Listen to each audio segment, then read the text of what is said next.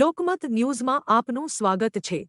વડોદરા શહેરમાં વડાપ્રધાન નરેન્દ્ર મોદીના આગમનને લઈને ભારે ઉત્સાહ અને રાજકીય ગરમાવો જોવા મળી રહ્યો છે।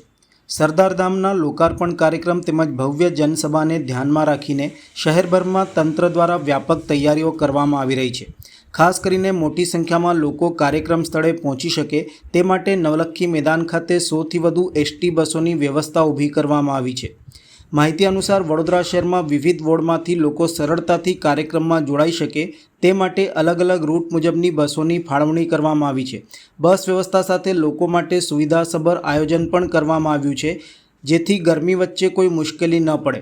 આ સાથે સરદારધામ 3 ખાતે યોજાનારી વિશાળ સભાને ધ્યાનમાં રાખી ફૂડ પેકેટની ખાસ તૈયારીઓ પણ કરવામાં આવી છે। ફૂડ પેકેટમાં થેપલા, ગાંઠિયા, ભૂસું, પીવાનું પાણી તેમજ લીંબુ શરબત જેવી વસ્તુઓનો સમાવેશ કરવામાં આવ્યો છે। ઉનાળાની ગરમી વચ્ચે લોકો માટે પીવાના પાણી અને શરબતની વ્યવસ્થા પર ખાસ ભાર મૂકવામાં આવ્યો છે। સાંજે ગદા સર્કલથી જૂના એરપોર્ટ સુધી યોજાનાર રોડ શોને લઈને પણ શહેરમાં ભારે ઉત્સાહનો માહોલ છે। રોડ શોના સમગ્ર રૂટ ઉપર પોલીસ બંદોબસ્ત ગોઠવવામાં આવ્યો છે, તેમજ ટ્રાફિક વ્યવસ્થાને અસર ન થાય તે માટે વહીવટી તંત્ર સતત મોનિટરિંગ કરી રહ્યું છે।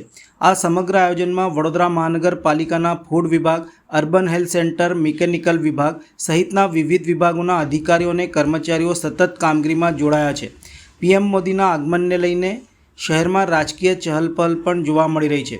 ફૂડ વિભાગના અધિકારી જિગ્નેશભાઈ ગોહિલ દ્વારા આ સંદર્ભે માહિતી આપી હતી। આપણા માનનીય વડાપ્રધાન શ્રી મોદી સાહેબ આવવાના હોવાથી દરેક રૂટમાં જે 300 બસોની વ્યવસ્થા છે, એમાં 3 સ્પોટ છે, વિથકોસ્ટ છે, પાર્ક ટ્રાવેલ્સ છે અને નવલખી ગ્રાઉન્ડ છે। હજી 100 બસોનું સંચાલન કરીને ફૂડ પેકેટ મોકલવામાં આવે છે।